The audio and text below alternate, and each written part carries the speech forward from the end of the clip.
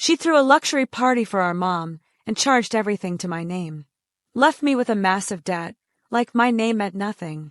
My name is Bianca, and today I'm going to tell you how my own sister used my identity to pull a scam within our own family, and what I did to deal with the mess she left behind, in a way no one saw coming. So grab your coffee and come with me.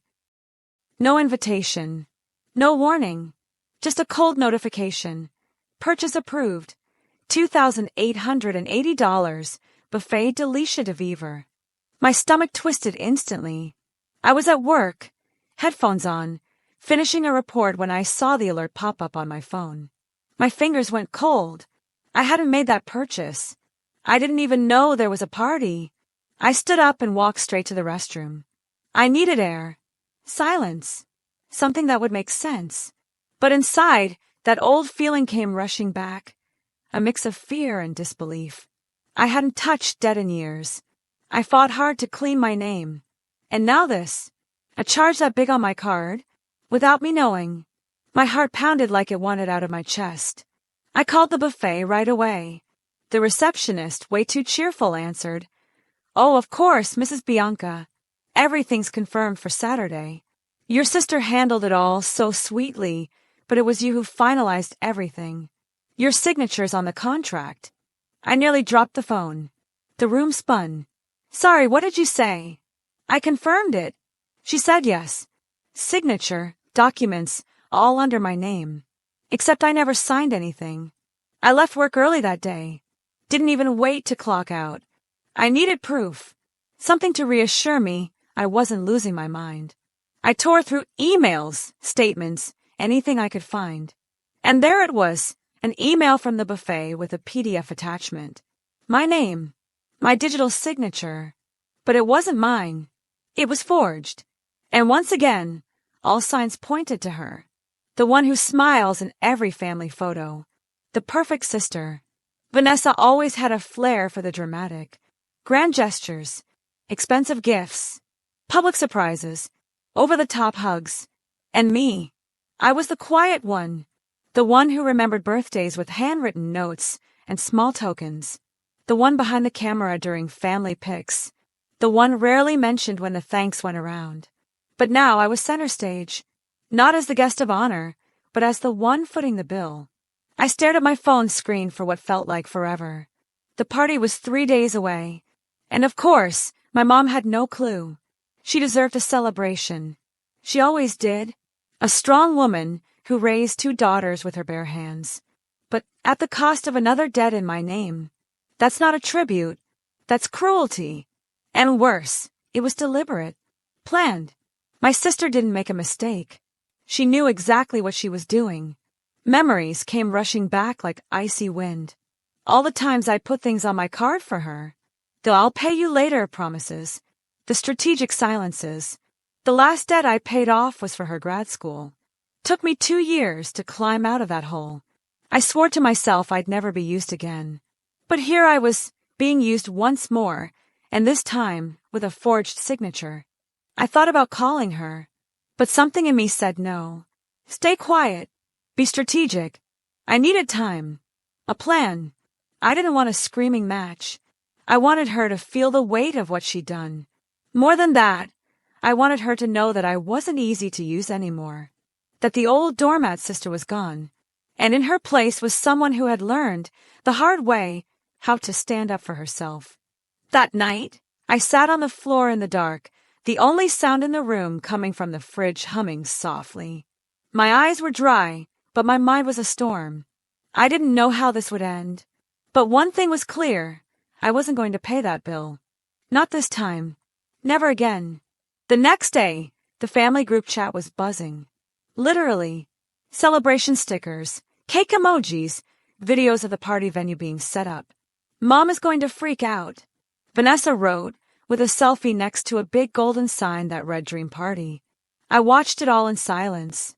No one mentioned my name. No one asked if I was involved. And that said everything. Because in a way, no one ever expected me to be. I grew up learning not to expect much. On my 15th birthday, I got a self-help book and a homemade cake. Vanessa, 3 years older, had a full party hall, a DJ, even a car.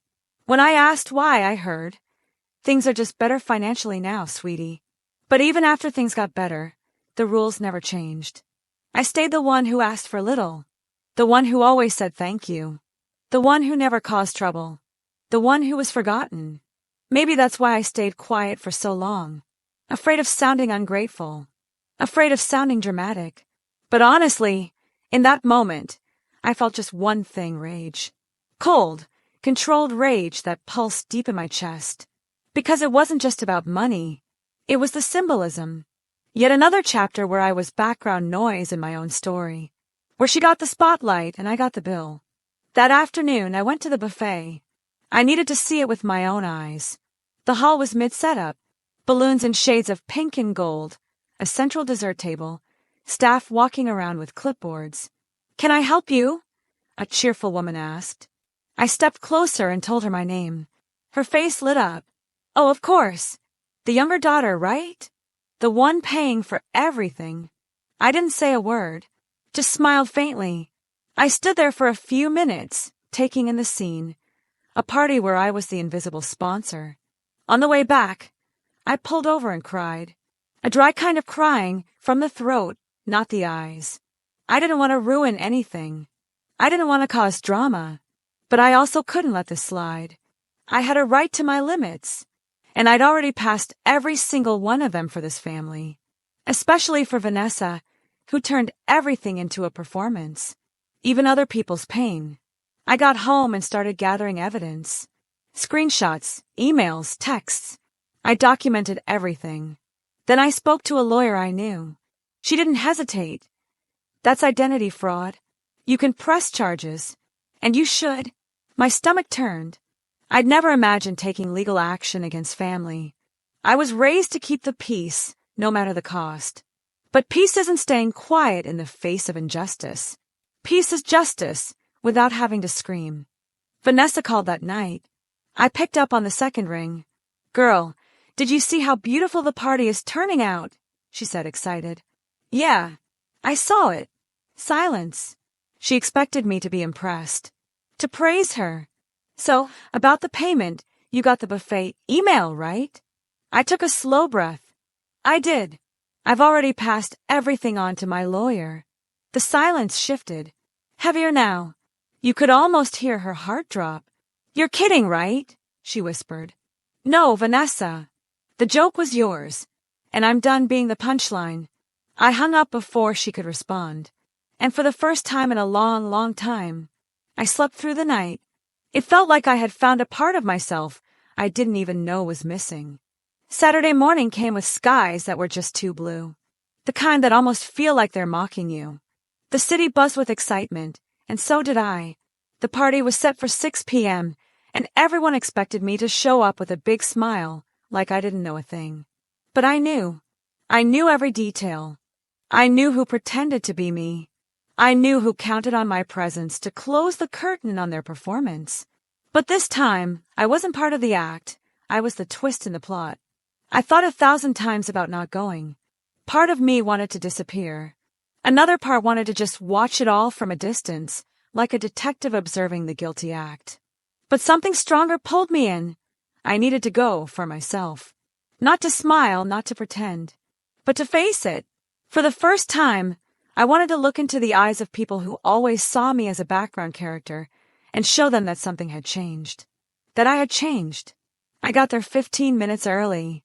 The venue was already lit up, filled with music and flowers. A few guests looked at me, puzzled. I was never the daughter who made grand entrances. "Wow, you're early," Aunt Lucia said, surprised. "I thought you'd come in later with Vanessa." I smiled, with my lips, not my eyes. Today I figured I'd arrive on my own. I walked across the hall, feeling every stare. They had no idea what was coming, but I did. My mom hugged me tight. She was glowing, and that broke me for a second. "Sweetheart, Vanessa said this was all your idea. Oh my God, you did this for me." I froze. A lump rose in my throat. I didn't want to hurt her, not that day. But I couldn't keep a lie that cruel alive either. "Mom, we'll talk later, okay?" She nodded, confused. Her eyes were full of emotion, and guilt has no place in birthdays. Vanessa walked in like a star. Hair flawless, tight dress, movie makeup. She greeted everyone like the bride at her own wedding. But when she saw me, she froze. Her eyes begged for control. But she'd already lost it. "You came," she whispered through clenched teeth. "I came to see the show end," I said. She laughed nervously. "You're really gonna do this? Today?" I glanced over at Mom, chatting happily with her friends. "Today's the perfect day." I waited for the right moment, when everyone was seated, after the cake, when the speeches were starting. I grabbed the microphone before she could. I didn't ask permission. I just walked up. The music stopped. Conversations fell silent. My heart pounded in my chest. "Good evening. I just want to say a few words. Not about me, but about what truth really means." Vanessa jumped to her feet, but I kept going. "I didn't organize this party. I didn't hire this buffet. I didn't sign a single contract. But my name is on every paper. Because someone decided to use me. Because someone assumed I'd stay quiet, like always." Murmurs. Side glances. Whispers. But today, I came to say this bill, this lie, this kind of relationship, it's not mine anymore. I handed back the mic, walked over to my mom, and kissed her forehead. "You deserve real love, not a performance." Then I walked out, shoulders lighter, heart steady. I didn't know what would come next. But for the first time, even though the party wasn't about me, it became the moment I finally set myself free. The next day, the family group chat was completely silent. No stickers. No, "Thanks for the amazing party." Nothing. It was like everyone was still trying to process what had happened. Like they were waiting for someone to take control of the narrative, the way Vanessa always did. But this time, she said nothing. She didn't post. Not a single photo. Not a word of gratitude. And her silence was the loudest confession of guilt I'd ever heard. My mom called me later that afternoon. Her voice was low, tired. "Sweetheart, can we talk?" I knew she was torn. Hurt on the inside. Not by me, but by the truth. By the shattering of the illusion. We met at a small cafe, away from curious eyes. When she arrived, her eyes were watery. "Why didn't you tell me earlier?" she asked first. I took a deep breath. Because I was silenced for years. And this time, I wanted everyone to hear. She held my hand. "I never wanted you two to compete." I swallowed the urge to say she never noticed only one of us was playing that game. But it wasn't the time to place blame. "I know, Mom. But when we choose not to see with justice, injustice builds quietly in the background." She lowered her eyes. "She used your name." I nodded, and forged my signature. Sob escaped her lips. It was pain, disappointment, maybe even guilt. I left that conversation feeling lighter, but not untouched. Because part of me still hurt. The part that, even after all this, wished I had been seen sooner. Without drama, without confrontation. Just acknowledged. Not for throwing a party, but for all the times I was there, silently holding what no one else saw. And still I chose to forgive. Not for her. For me. Because holding on to anger for too long burns you from the inside. And I'd been burning long enough. Vanessa didn't reach out for days. No messages. No excuses. And somehow, that hurt more than a direct attack. She was used to winning through other people's silence. But now, her own silence was exposing everything. And each day that passed without a single apology made one thing clearer. She never cared what it cost, as long as it looked perfect. I went back to the buffet one last time, filed a formal complaint, and the payment plan was canceled. I brought in proof of the forgery, and the manager admitted they had been deceived too. I handed over documents and informed them a legal process was underway. The receptionist, now colder, just nodded and took notes. I didn't blame the staff. They were tricked like I was. But standing there, at that marble counter surrounded by fake flowers, I realized I was finally cutting a rotten ribbon. One that had been tied in gold to look pretty, but it needed to go. My lawyer called me that same day. The handwriting analysis is underway. There's a real chance for criminal charges. I took a deep breath. He asked if I wanted to move forward with the criminal case too. I paused for a moment and said, "No. I just want to make sure she can't do this again. I've already lost enough." I closed my eyes and tried to absorb it all. I didn't want it to end like this. I never wanted war. I just wanted respect. But sometimes, respect only shows up after you draw a hard line and say, "This stops here." And I said it, even shaking, even hurting. I said it. That night, Vanessa finally texted. "Just one line. Congrats. You got what you wanted." I stared at the screen. Read it again. And again. I didn't reply. Not because I had nothing to say, but because for the first time, I understood I didn't need to. The silence was mine now, and it was the strongest answer I could ever give. I was called in to testify. A police station was never a place I imagined I'd be because of my sister, but there I was. The room was cold, with the smell of old paper and stale coffee. I spoke calmly, handed over the documents, showed the email, the signature, the messages. The officer just shook his head. Unfortunately, it happens more often than it should. Unfortunately, that word echoed in my mind, like family pain had become just another statistic. I left the station with a strange mix of relief and shame, like I was betraying my own story. But deep down, I knew I wasn't destroying my family. I was breaking free from a cycle. And as painful as it was, I had to stand my ground. For the woman I was becoming. For the forgotten child I once was. For the teenager who learned to stay quiet. And for the grown woman who got tired of being second place. I started walking again in the same park I used to visit when I was drowning in debt. It was the place where I dreamed of a simple, peaceful life. Bills paid, soul quiet. Back then, I believed that if I helped everyone, help would eventually come back. But I was wrong. Help, when forced, becomes a burden. And love, when unbalanced, becomes emotional debt. Now, I walk those paths with firmer steps. Still hurting, but whole. One afternoon, a neighbor saw me walking and said, "I ran into your sister recently." She looked worn out. I didn't reply, just gave a soft smile. There was no satisfaction in that. No sense of victory. Just a deep silence from someone who understands that sometimes people fall because of the lies they built. And it wasn't my job to catch her this time. I'd done that my whole life. Now, it was time for her to deal with the weight of her own choices. The preliminary hearing was scheduled. My mom tried to mediate. "Can't you two just work this out between yourselves?" I understood where she was coming from. But what she didn't see was that this wasn't just about a bill. It was the tip of an iceberg. What I was facing wasn't a single act.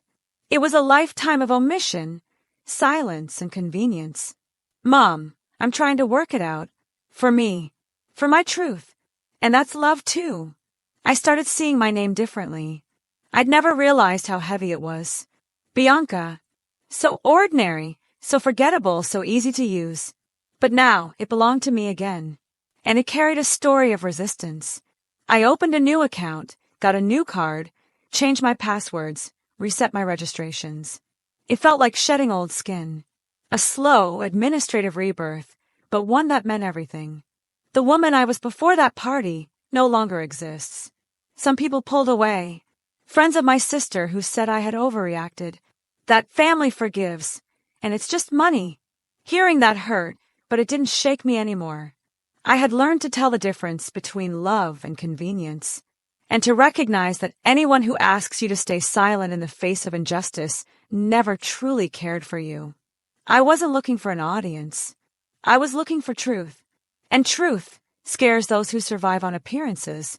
I found myself sitting on the couch, over and over, thinking back to the party, to the moment I grabbed the mic, to the way my mom looked at me, torn between pride and confusion, to my sister's face, clenched in fury, and me, standing there, not as the accused, not as the victim, but as someone who had finally decided to exist, with a voice, with a name, with boundaries.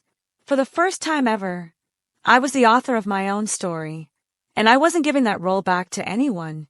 A few months went by. The lawsuit moved forward quietly, without drama. My lawyer called to let me know the forensic analysis confirmed the forgery. Vanessa was officially notified. She didn't try to fight it, didn't apologize, just stayed silent, like someone who, for the first time, understood that consequences weigh more than appearances shine. And me, I moved on. No hatred, no revenge, just the certainty that I would never again let my name be used like currency. My relationship with my mom changed. It became more honest, more raw. We had real conversations now. Some hurt, some healed. She started seeing me differently. Not as the quiet daughter, but as the woman who held the household together in silence for years. The one who lent without charging. The one who suffered without making noise. "I'm sorry I didn't see it before," she said, tears in her eyes. And I forgave her. Not because she asked, but because I didn't want to carry resentment where peace now lived. Vanessa moved to another city. Word is she found a new job far away. We haven't spoken since.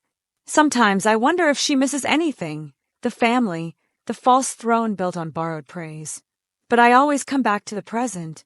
I don't carry unanswered questions anymore. I chose truth. And truth, sometimes, comes with loss. But it also brings freedom. One Sunday, I hosted a simple lunch at my mom's house. I cooked, set the table, placed fresh flowers. Nothing fancy, just real. No forged names on receipts. No hidden agendas. She cried at the end and said, "This is the kind of love that lasts." And it was the kind that doesn't need a spotlight, that doesn't wear masks, that doesn't perform, it just gives. Months later, we learned about the will. Before he passed, my father had left everything to be split equally between the two of us. But after everything that happened, my mom made a different choice. "The part that's mine," she said, "goes to the one who knew how to care, not just how to pay." She changed her will while still alive. My father's share remained divided, but hers, she made clear. And this time, I wasn't forgotten. I sat with that in silence. It wasn't about the money. It was about what my name now stood for, trust. And that was the kind of inheritance Vanessa would never have. I opened my own creative stationery business.